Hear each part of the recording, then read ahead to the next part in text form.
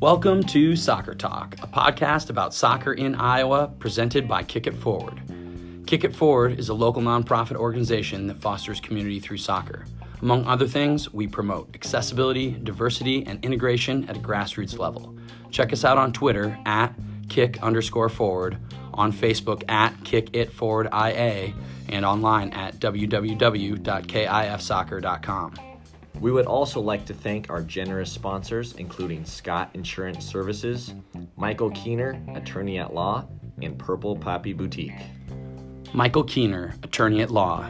Based in Des Moines, Michael's practice includes trial litigation matters with an emphasis on commercial litigation, personal injury, criminal defense, and issues in the legislature, and Iowa's administrative agencies. Michael is a longtime supporter of Kick It Forward and the work it does in the Iowa soccer community. You can reach him at 515-245-4330 or via email at mkeener@griefsydney.com. This podcast is now distributed on multiple platforms, including Apple Podcasts, Spotify, and Google Podcasts. Make sure to rate and subscribe so you don't miss any future episodes. Hi there, I'm Ben Brackett with my good friend Blake Siebers, and we are here to talk soccer.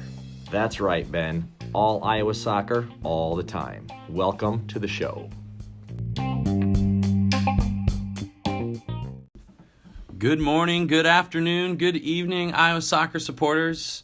Ben Brackett here, your co-host with my good buddy Blake Siebers. Blake, what's up? Hey, Ben. Not a whole lot. Good to be back in the studio. It kind of feels like it's been a while, but I don't know if it really has been. No, it's probably one of those just hard things to judge because we enjoy being here so much. We're doing a morning pod today, which isn't always our favorite time to pod, but I feel like we're pretty chipper this morning. So far, so good, I think. Yeah, pretty exciting pod today.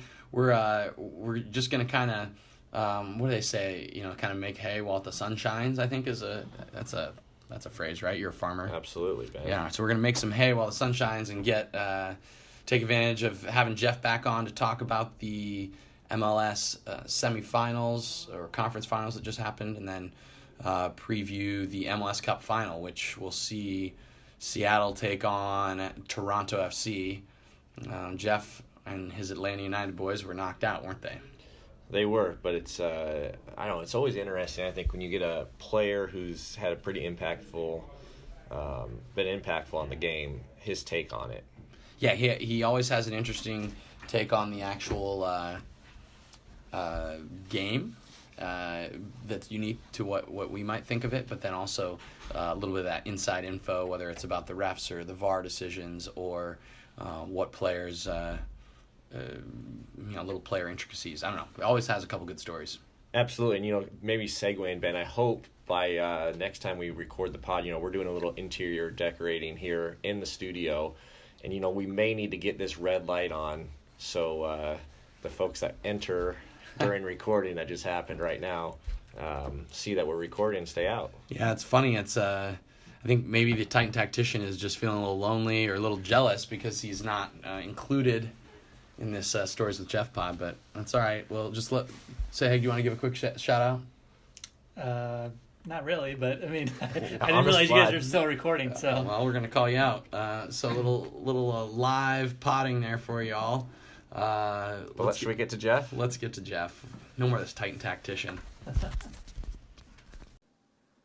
All right, frequent contributor Jeff Larentowicz. What's up, man? What's up, guys? Thanks for having me back. Well, we had a long conversation after the last episode, and when we found out your result in the semifinal, we weren't sure we should have you back. Why, you guys don't like losers or what? Well, that wouldn't be the case, or we wouldn't be here together. The marketing piece of just MLS semifinalists doesn't really. Yeah, it doesn't have that ring to it, does it? I was afraid you were going to be too salty to come on, but no. The salt has passed. Yeah, well, so let's just hop into that. Talk about your game. It seemed like it really could have gone either way. but 1-goal games sometimes end up being, that's the difference, right? Yeah. I mean, we came out really, really strong. We went up 1-0 as we usually do when we play at home. We kind of jump all over teams, and you could see it in the faces of the Toronto players. They were thinking, oh no. A couple minutes later, we kind of broke free. Pity Martinez is back kind of behind the last man of Toronto going 1v1 with the goalkeeper. He gets taken down from behind inside of the box. To kind of go off of last week's conversation about refereeing and VAR, we get the penalty. The referee listens to the VAR regarding yellow versus red card. The foul is actually by Michael Bradley. He decided to go with yellow card, and we subsequently missed the penalty. And then I'd say less than 5 minutes, maybe even less than 3 minutes later, Toronto came down the other end and scored. They made it 1-1. Yeah, and then second half, really all game we were all over them, I don't think we've ever played a better game against Toronto. They were without Josie Altidore. Omar Gonzalez was also, I think, not fully fit, so he didn't start. But really, we've never played a better game against a Toronto team. We were down their throats, and then it's crazy. A couple minutes they scored, but a couple minutes before they scored, one of our players was down, and they kicked the ball out for us. And so when play restarted, we threw it into one of our players. One of our players kind of kicked it out for a throw-in deeper in their end. And that didn't make them very happy. So a couple minutes later, there was a tackle on the sideline. One of our players had the ball. Nick DeLeon tackled him, and our player stayed down. And a lot of our players were like, yo, kick it out, and they didn't. Probably because of what happened only a few minutes before. They run down the other field. Nick DeLeon dribbles, and just pulls up and shoots from 25 yards and scores 2-1. And they beat us 2-1. I mean, last 10 minutes of the game, we were throwing everything at them, and we couldn't score. And that was it. They're in the final, and we're in the off season. Yeah, a good strike. I mean, to be fair, on the winner. But then, so, I mean, I don't know. I guess I'm sort of questioning, if there's an injury and you throw it back, you do that whole scenario you talked about. What's wrong with knocking it back out of bounds, deeper in their area? Is that a dick move? Yeah, absolutely it is, I think. It's slightly, it's unwritten rules of soccer, I think. As far as kicking the ball out, I think it's very, very clear for me when I'm on the field. If a guy is down, the referee has the obligation to stop it if he feels it's a head injury or a very bad, serious injury that needs, immediate medical attention. For all other things, I say you play on. I don't care what's going on, because too many times you see that break up the flow of play. You know for sure what the guy is doing. And even if it's my own player, my reaction is you got to play on until they kick it out. Now, right, so I agree with that. But so if in the situation you talk about, though, there was an injury, whoever it was, somebody decided to knock it out. It would have been they decided to knock it out. So then when you threw back in, that just doesn't seem like. Why would they get upset? Well, they're in possession, and it was kind of in their defensive half, but near midfield. So it wasn't they were in this secure state of ball possession. I think it was more of they were trying to advance up the field, and we had players behind the ball. So it wasn't like they were free. So I think to kick it out of bounds for a throw-in right there is not the most sporting thing you can do, but it's also get on with the game, man. What do you think? We're just going to give you a free play here? I think that if you want to throw it in and kick it back to your goalkeeper, then that's fine. But if you're going to throw it in right here, we're going to pressure you, and that's kind of expected. It happened to us in the previous game where the ball was kicked deep by our goal in the corner. And when they threw it back in, they said to us on the field, we're going to throw it into you, but we're going to pressure you. And we said, fine. You kind of just have to get on with it in that case. But it totally affected them. It totally affected us on the play when the goal happens. One or two players stop.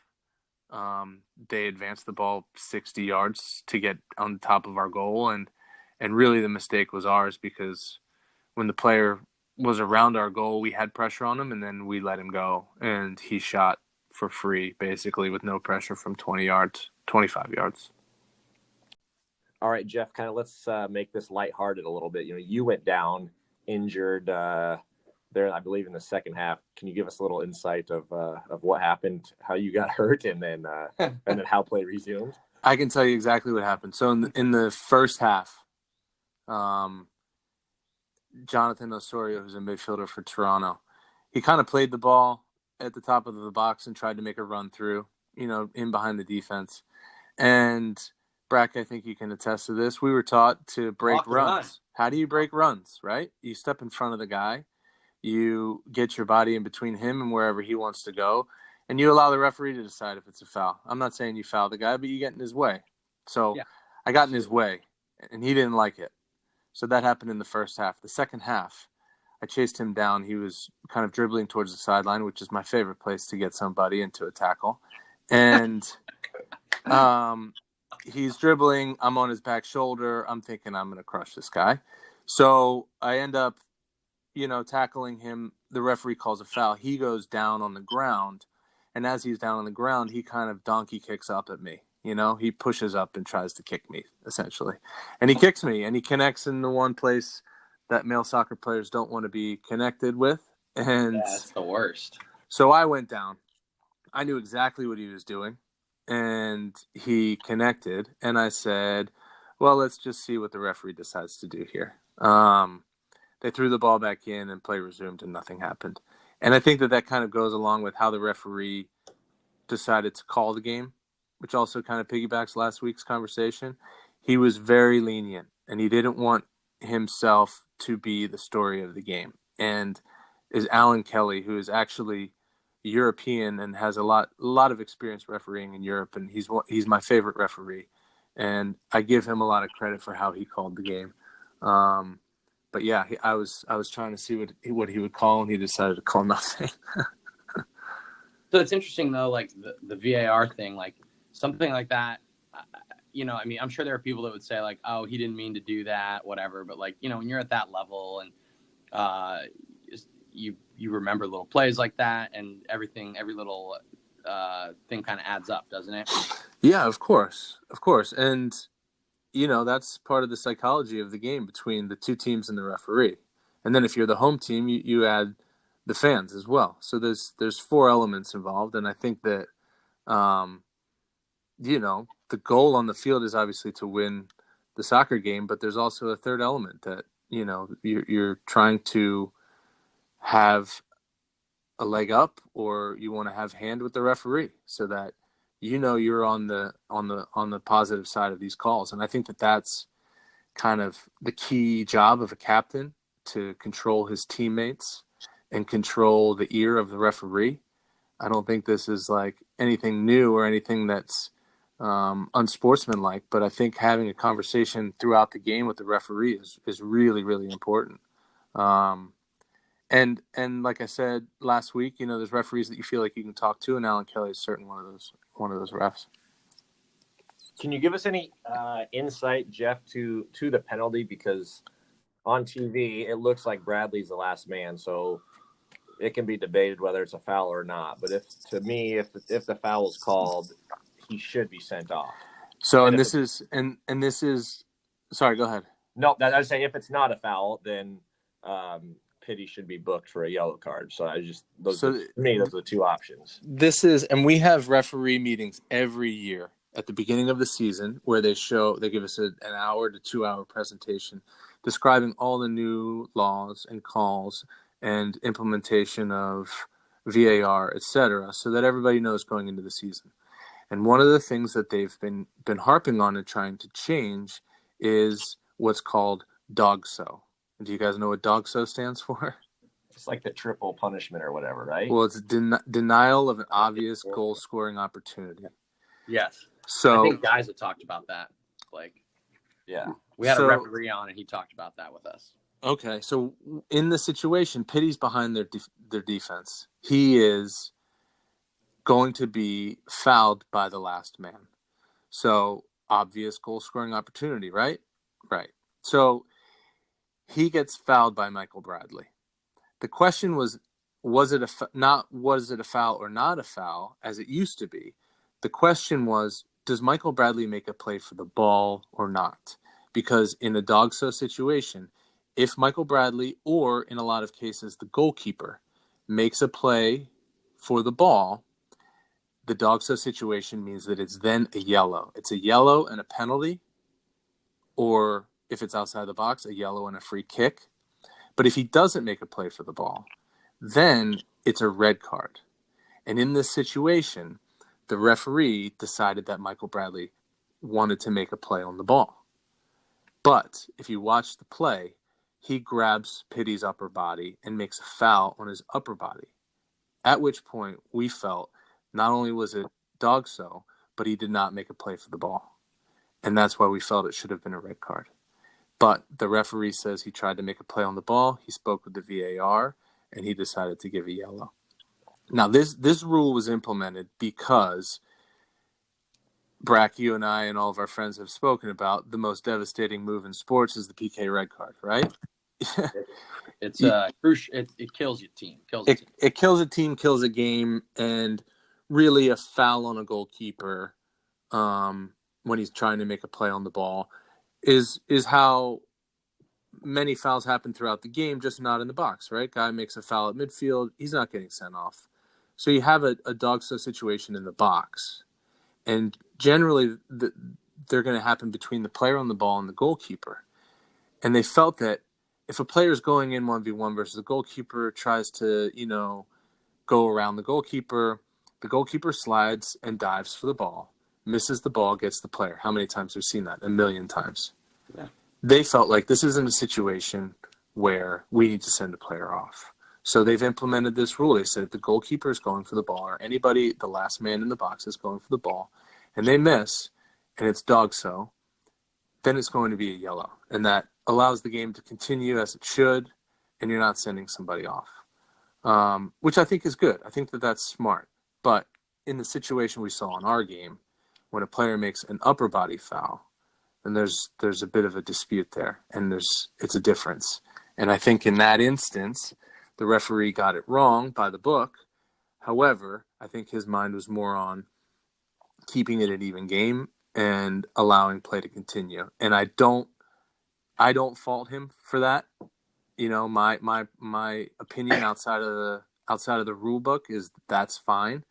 But come on, in a conference final, I want the guy sent off. Let's go up 2-0, up a man, and let's move on. But it didn't happen that way. Is that just a privilege of being Michael Bradley? I think that if you talk about the relationship between the captain and the referee, Michael Bradley's the captain of Toronto. I think that a lot. If you watch our games in the second half of 2017 at Mercedes-Benz Stadium, we got so many VAR red cards and absolutely obliterated teams. New England Revolution, for example, we beat them 7-0. They got 2 red cards and we killed them at home. And I think that referees, when they get together and they discuss refereeing games at Mercedes-Benz Stadium, which I would say is probably the hardest place to referee a game in the league, they say to err on the side of caution. I don't think it's necessarily a Michael Bradley situation, although I think there's, that was one ingredient in the recipe. But I think a lot of it is keep the game under control. Don't let it get outrageous. This is a game that a lot of people are going to be watching, and it's kind of one of those games. It's a marquee game for our league that's going to be shown worldwide, and we have to keep it under control. And I think that is something that goes into the referees' thinking. Do you approve or disapprove of that? This is, I don't know. This is I like I said last week, I'm into the subjectivity of refereeing. I think that you allow people to decide. But at the same time, you make us sit through these videos. And on May 13th, when the Revs are playing Columbus on a Wednesday night and there's no one in the stadium, you're sending the guy off. So why do you change? But don't want to listen to 70,000 people let you know. Well, yeah, that's true, but I don't know. Yeah, it's part of the game. I'm fine with it. We had opportunities to win the game. We had so many opportunities to win the game, and we didn't. So, you just have to move on. Yeah, fair enough. Still a good season. Obviously, you guys won 2 trophies and, finished in the top 4 of the league postseason and finishing at what were you guys, top couple in the league overall, right? Or during the year? Yeah, we were second in the East, third in the Supporters Shield race, which is the best record. So, I mean, it seems like in Atlanta, that's the standard. That's kind of the floor, if you will, of where you want to finish. So Blake's got me turned on to this new Benny Fellhaber, Sal Zizzo podcast. Yeah, I've heard one. Yeah. Yeah. So they always ask their guests like what MLS team would you play for if you could choose? And right. They all say Atlanta. Like everybody. Yeah. Well, one thing that MLS, not insiders, but people that follow the league and players for sure know is that outside of Mercedes-Benz Stadium, outside of the fan base coming to the games, we have a $60 million training facility that is as beautiful as it gets in soccer. There are 3 grass fields, 3 turf fields. Everything is housed there. All of our soccer operations have offices there. Our second team plays out of there. The first team is obviously there, and then there are academy locker rooms, and all the academy teams play their games there. It's gorgeous. Cool. Yeah, it's as good as it gets. And sometimes when you go around the league and you see other clubs' training facilities, who have actually built new training facilities recently. LAFC, for example, built theirs on the campus of Cal State LA, and you look at videos and pictures and you're like, wow, this is gorgeous. And then we went there this year, and it's tiny. There's one field. The building is beautiful, state of the art, but there's one field and a parking lot that our bus could barely get into. And then Vancouver is another example where it was like, wow, this is beautiful. This rivals ours. And then we went there this year, and they had one field and a beautiful building. Ours is like sprawling, and they take care of us so well. And we have chefs and food, and it's as good as it gets. So outside of game days and outside of playing in front of all those people and having the support of the entire city, you go to work every day at this beautiful place that really just allows you to focus on playing as well as possible. So, Jeff, that's a perfect segue, but I just got one quick question. If you can provide a one-word answer, like Ben said, winning 2 trophies, successful season for Atlanta United? Are you looking for a yes or no? Yeah, but you can elaborate. So lenient, Blake. I would say yes in the grand scheme of MLS teams.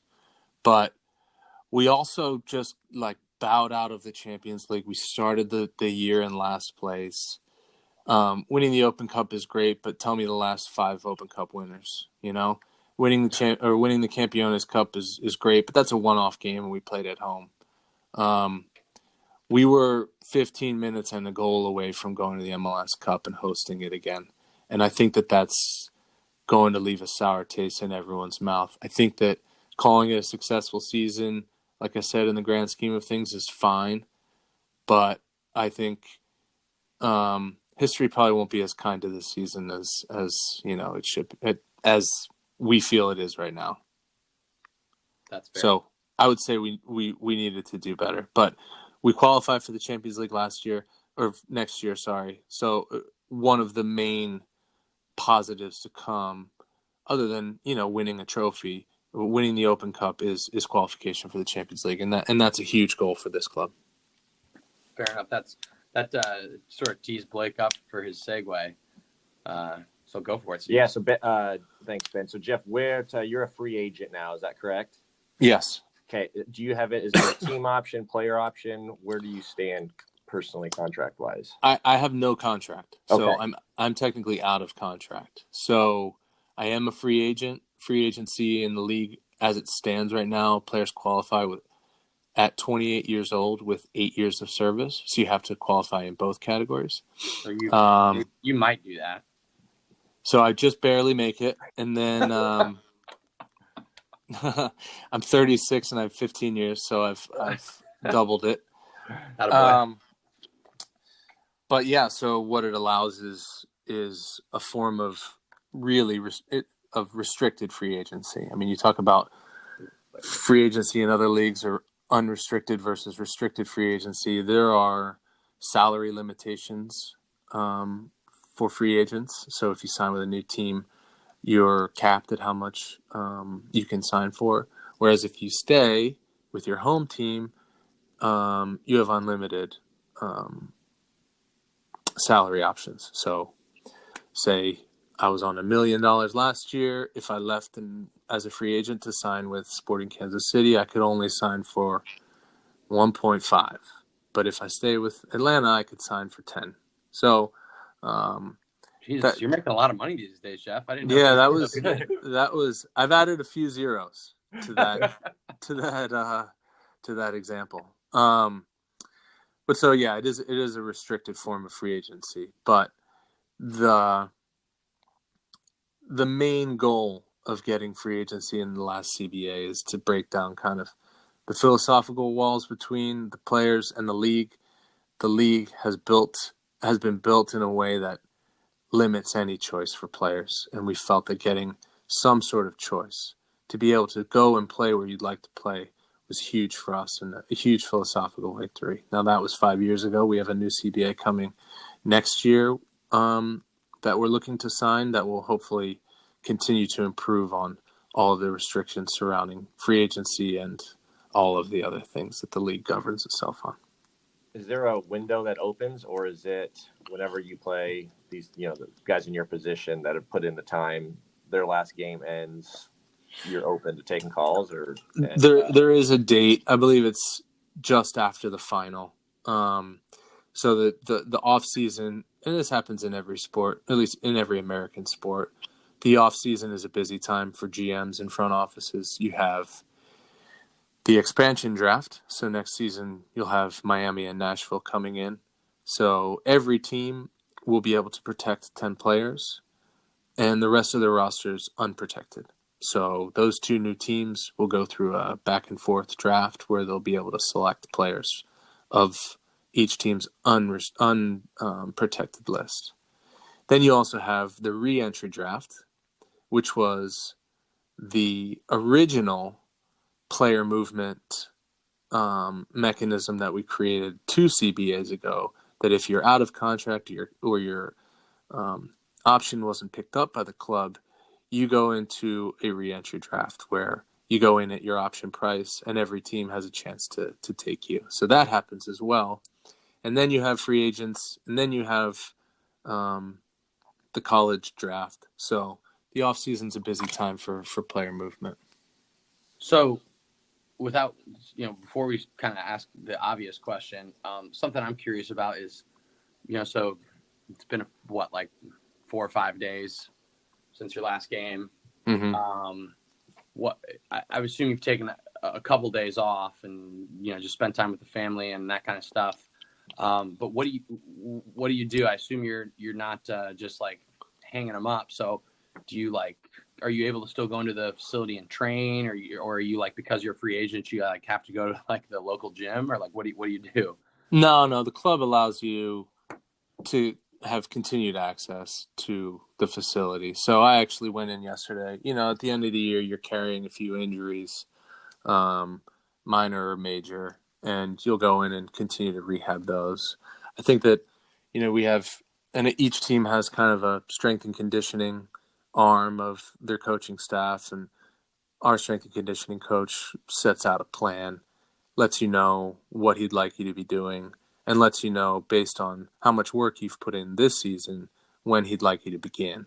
And I think that for us, considering how long of a season we had in 2018 how short of an off season we had in between 18 and 19, and then how long we played in 2019. He wants everyone to take some time off, but I know that sounds like a couple of months, but he wants, I think, everyone to begin their workout programs on December 1st.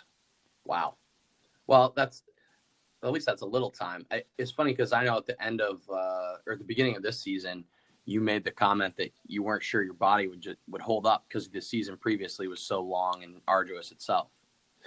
It seems like you've done okay.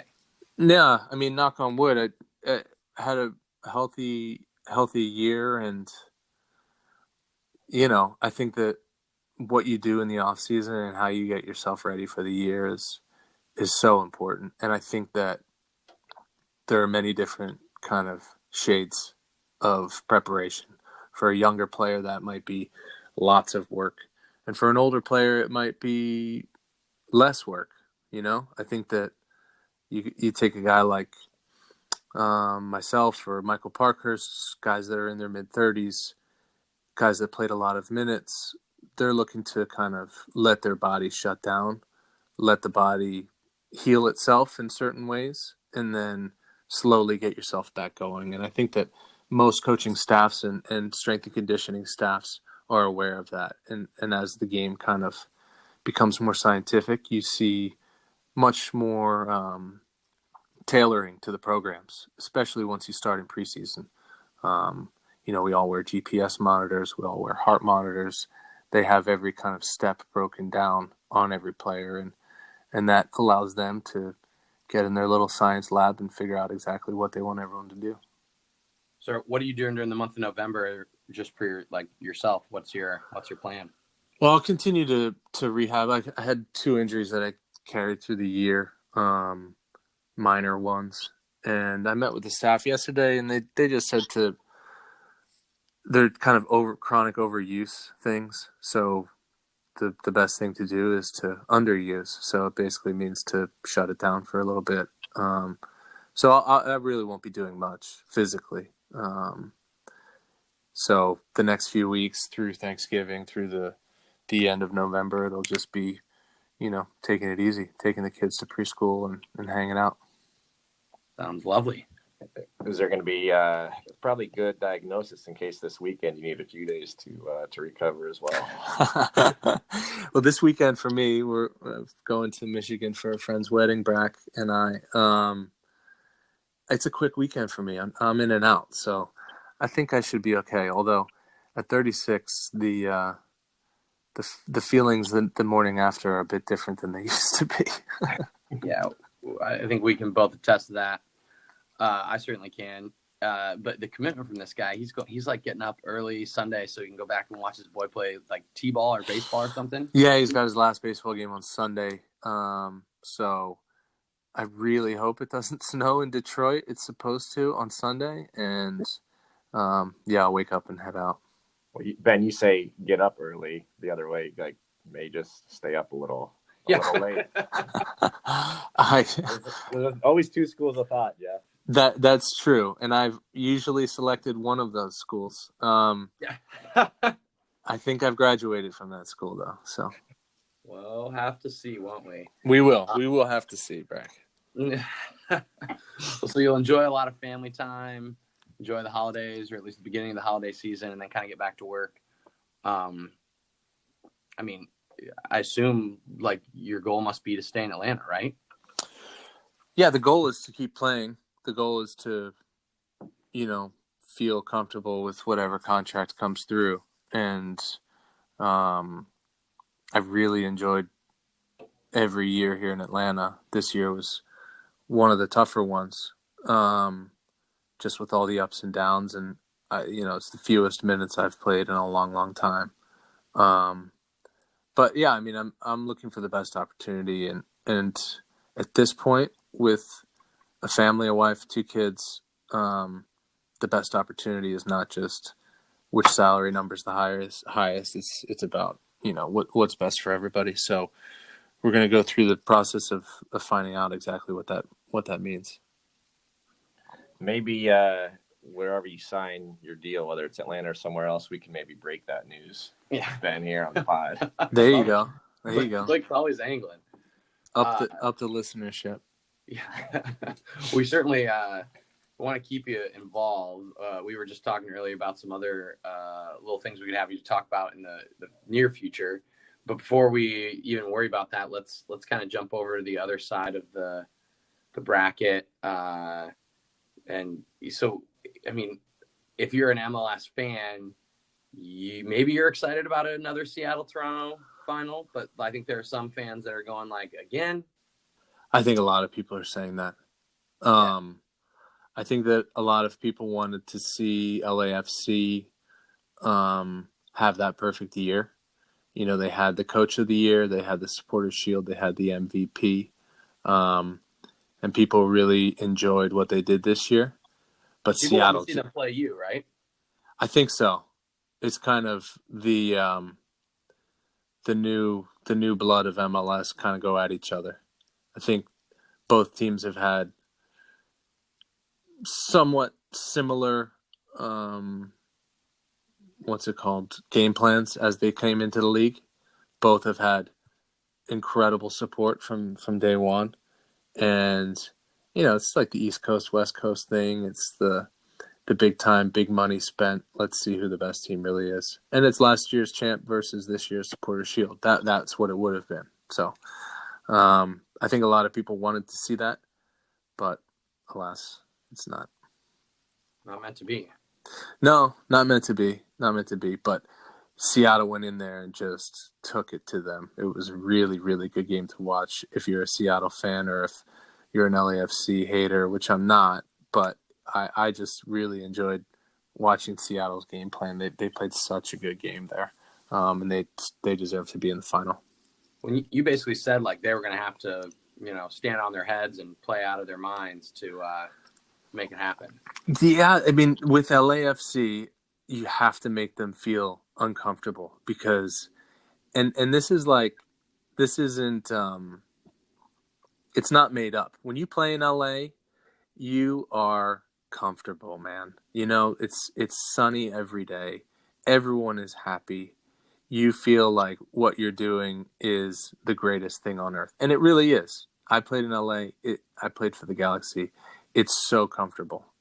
And their soccer showed it this year. They had great players on the ball.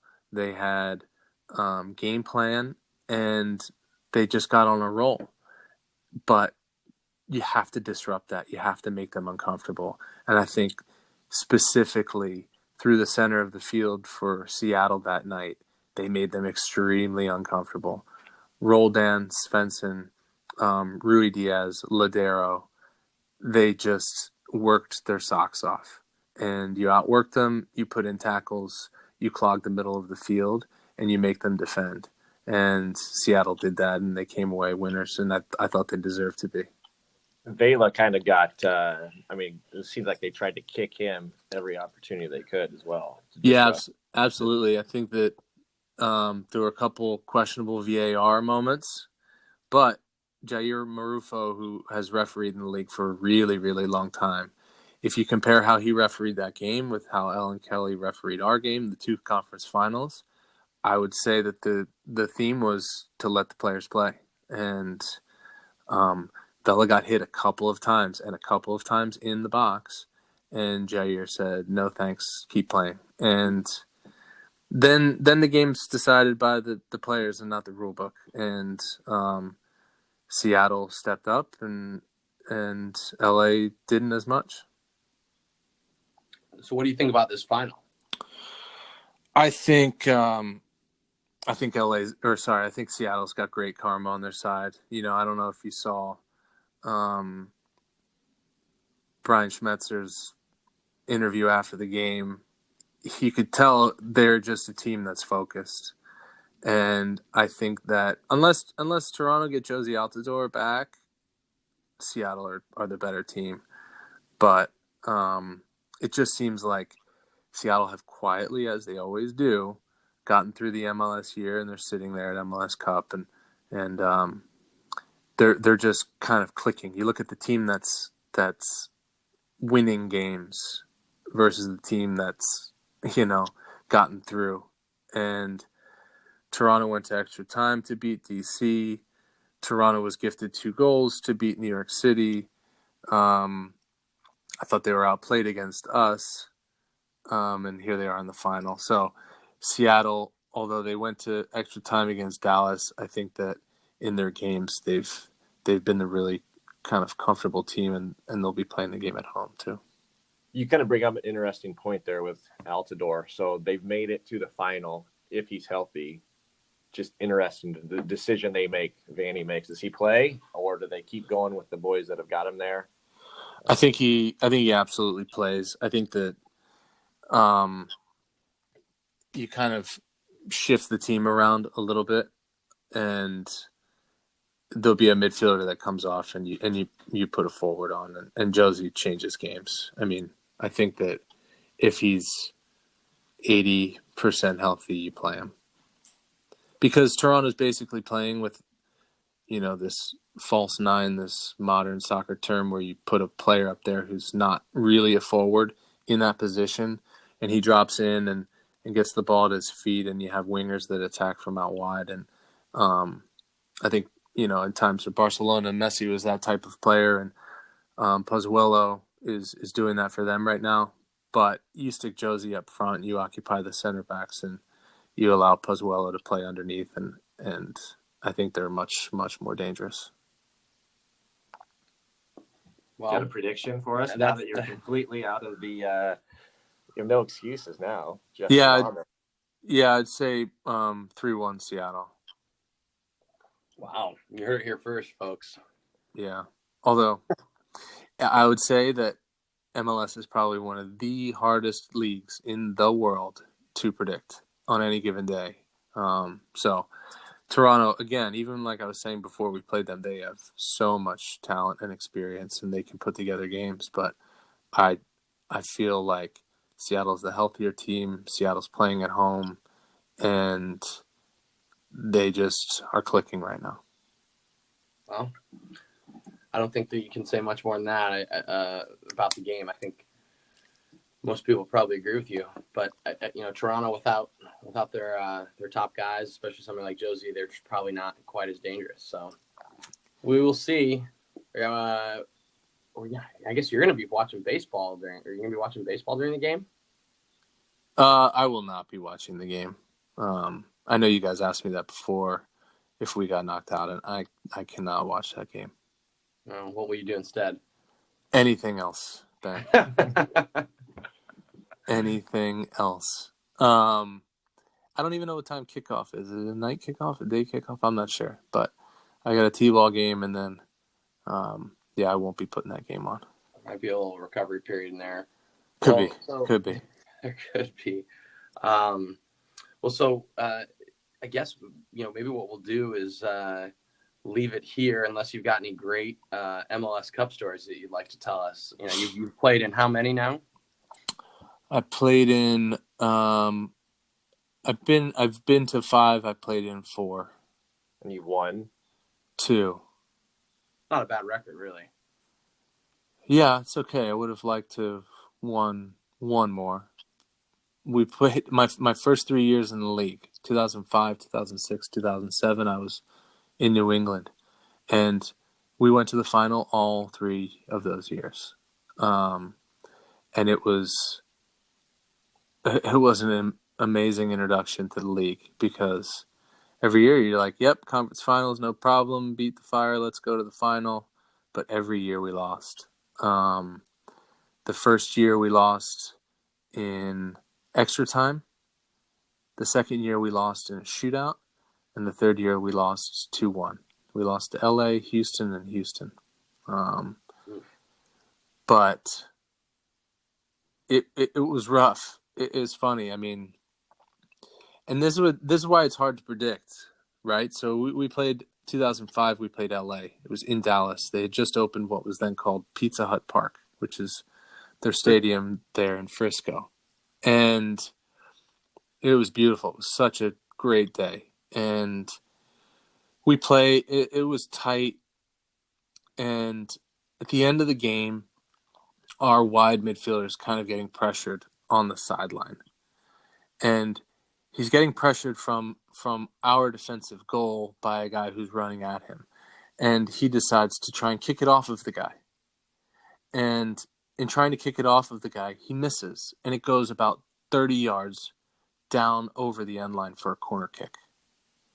And in extra time, during the days of golden goal, they take the corner kick, and the ball falls to a guy who hits a volley from 18 yards and scores, and we lose the game. We lose. I think it was 2-1.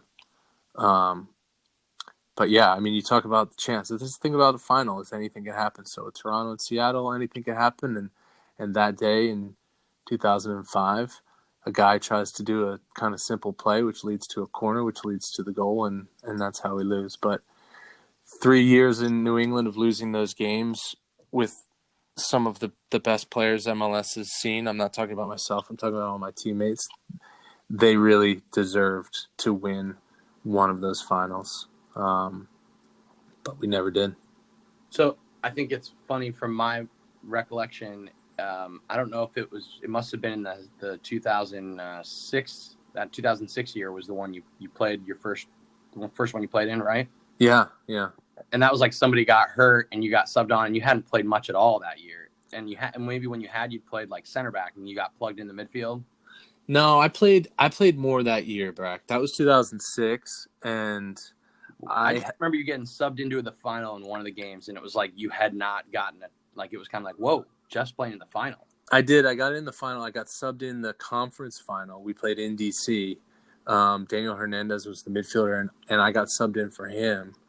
And it was early in the game, and we won that game. And I'm thinking, oh man, maybe I'll start in the final. I played like 25 games that year, but I didn't.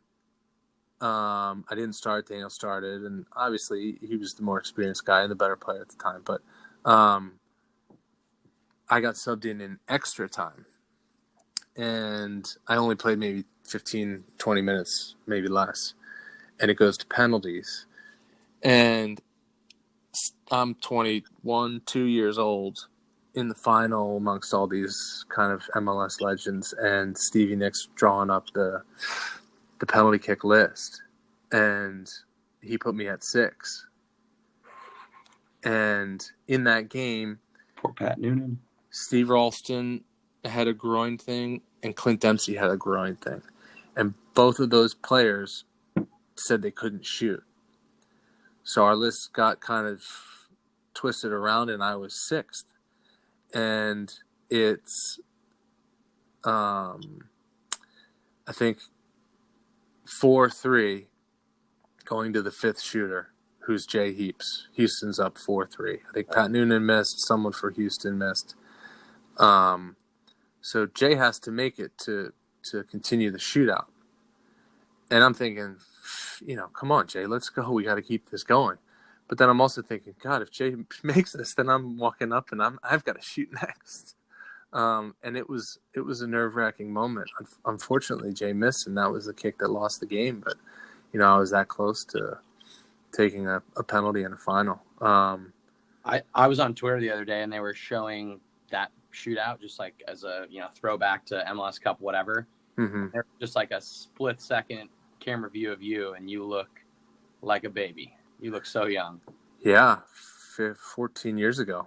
Yeah, 15 years ago. 14 years ago. But yeah, I mean, those days in New England were great. I wish we had won one of those finals. The following year, 2007, we played Houston in DC. It was in November, and it was like this beautiful day, 60, 65 degrees. It was such a good game. And that was the game when I told you Connor Smith headbutted one of the Houston players, and the ref said, I owe you one on that one. But again, it was one of those games where in the first half, Pat Noonan has this opportunity to score. I think Pat Onstad makes a save. The game kind of turns from there. Houston makes a tactical shift at halftime where they kind of push Dwayne De Rosario up front. He scores one of the best headers I've ever seen live to score their second goal. They go up 2-1. At the very, very, very end of the game, we have a corner kick. And I go up, and I'm wide open on the near post. And I head the ball down. I head the ball through the goalkeeper's legs. I'm basically scoring the goal that's going to send this game to extra time.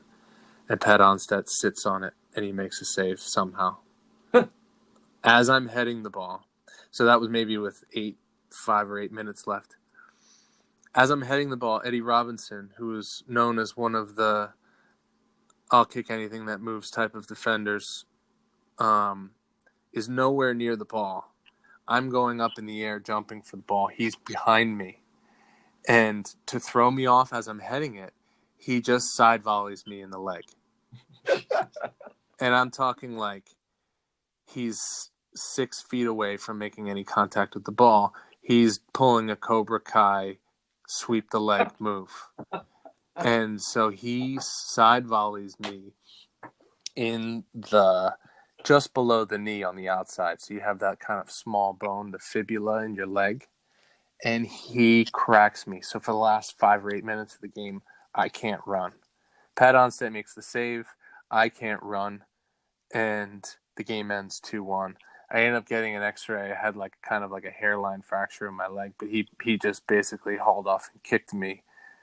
I don't know if he threw me off because I made great contact with the header, but Pat Onstedt makes the save. I've got kind of a broken leg, and that was the end of the final. They won 2-1, and Houston won back-to-back. They beat us twice. Ugh.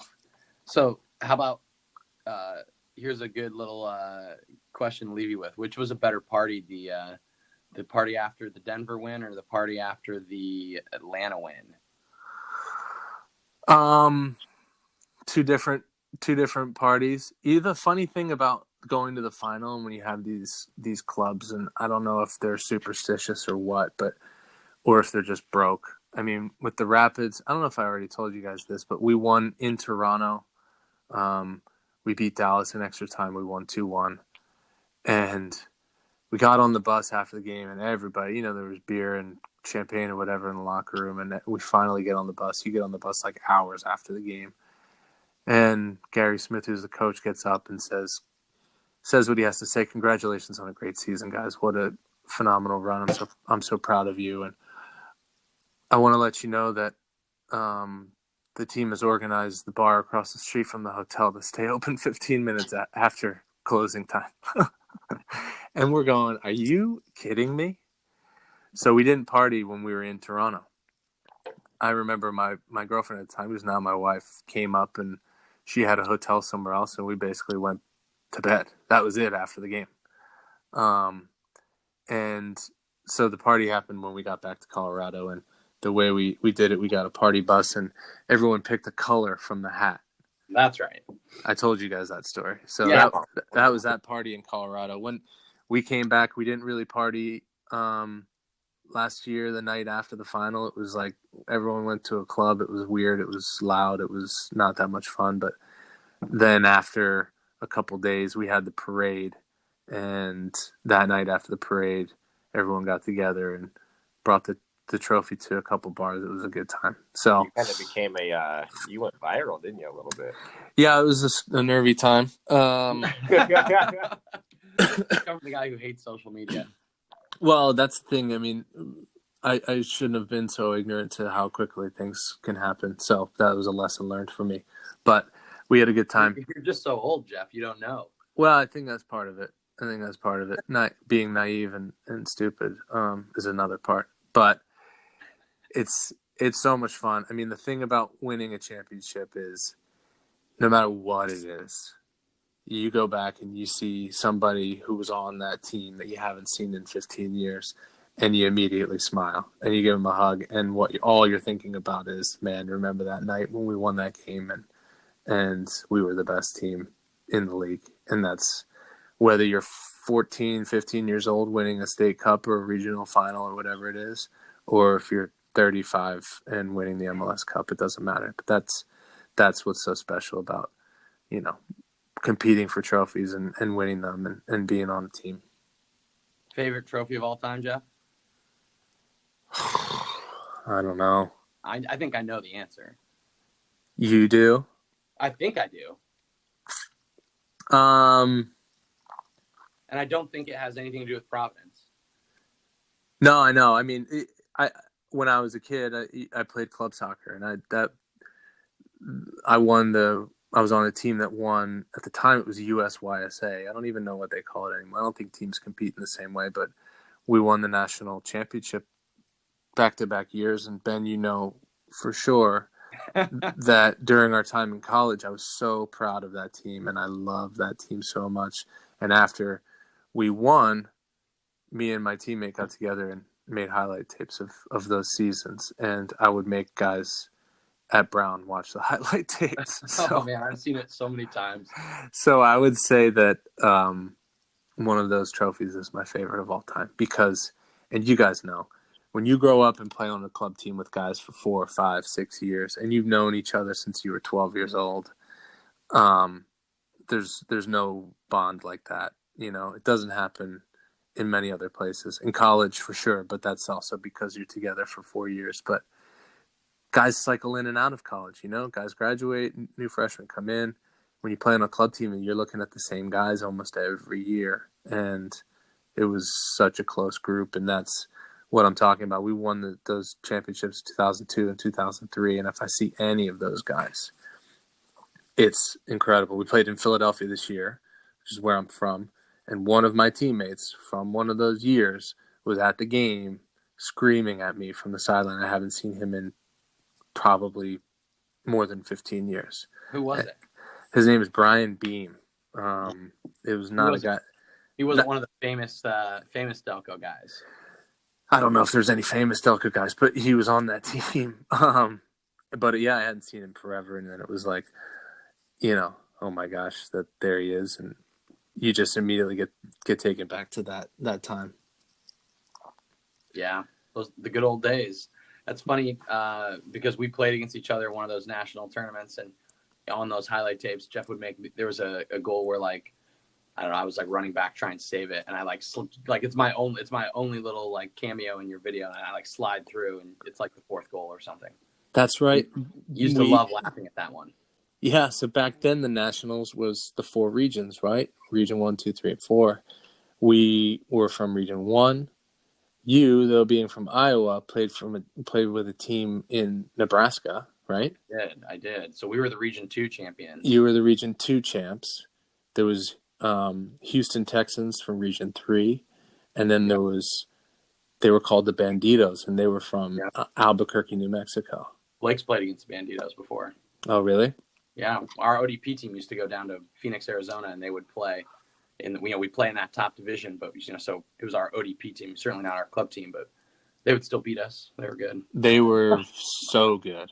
They were so good, and they didn't make it to the final that year. We actually played the Texans. The Texans. Yeah, we went a strong 0-3 that week. You know what we did that week, Ben? We beat we beat the Banditos first, and we knew they were the best team. Then we beat you second. And you knew we were the worst team. No. Well, Nebraska, absolutely. We absolutely were. There's no question. You were not the worst team. The Texans were the worst team. And we played 2-1. We're so close. And we played them third. And we knew all the other results. And we said, if we lose to the Texans, we'll play them in the final. So we played our goalkeeper up front. We played our forward in the back. We played, the kid with no skills. And, we played nobody. And we lost to them. And then we played them in the final. And we beat them 5-1. And, yeah, that was it. That was the championship. The first one, under 18.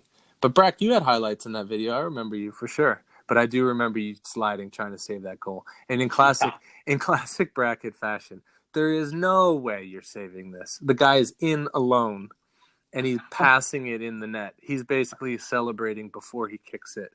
And Brack runs. The ball's already hit the net, and he slides into the dirt pile in front of the goal. Oh, I had the worst the hip raspberry. Yeah, where your shorts ball up your leg, and you've just got you've sheared all the skin off of your side. But so I saw Noonan, and Siebers asked him why he ever would have recruited me, basically, because that's the way Siebers is. And Coach kind of like referenced something along the lines of like, I'm really competitive and I never gave up. And I'm pretty sure that was the only time you saw me play was against you guys. So maybe that play right there sort of like got us really to this moment here, you know. And full circle. Full circle. Hey, you never know. You never know who's watching. You never do. Yeah, that's a good lesson for the kids out there. So we're going to have you come back next week, I think, and recap this MLS Cup final. I think we should definitely do that. And then with the... It's going to be interesting with Jeff not watching it, though. What kind of feedback he's going to give us. Oh, my gosh, right. How about this? I will watch the game after it happens. That's fair. That's fair. I won't watch it live. That's fair. So we'll do that. And then also thought it'd be interesting to sort of like preview the CONCACAF Nations Cup. The U.S. has the return legs from their kind of disastrous Cuba-Canada weekend of last month. So this month, next Friday, they play. I think they play Cuba first, and then Canada the following week. Maybe it's the other way around. But either way, we just kind of like to talk to you about the pool and also your experience with the pool and the national team and this, that, and the other. Yeah, that sounds good. Sweet. Thanks, Jeff. Thank you, guys. Brack, I'll see you this weekend. I can't wait to see you, bud.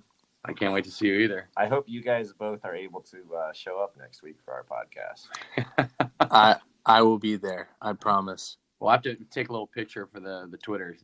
So yeah, that's true. There you go. We'll to prove we know each other. Exactly. And maybe I'll send you a clip of you sliding into the goal, and you can put that on Instagram too. You should do it for sure. That'd be great. Thanks, Jeff. All right, guys. Thanks.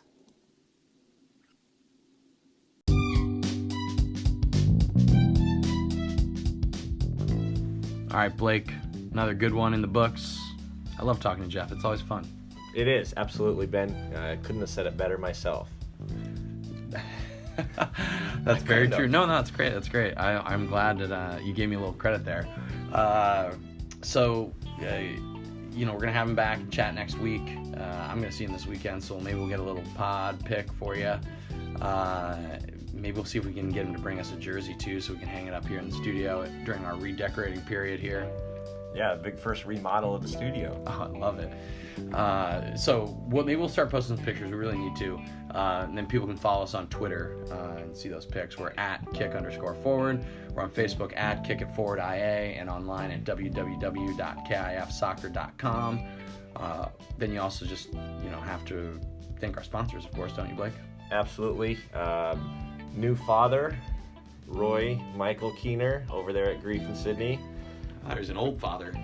He's a new animal now, isn't he? Then obviously Paula Byerly over at the Purple Poppy Boutique. Obviously. And then we can't forget Bill Scott over at Scott Insurance Services, longtime supporter of the pod and Kick It Forward.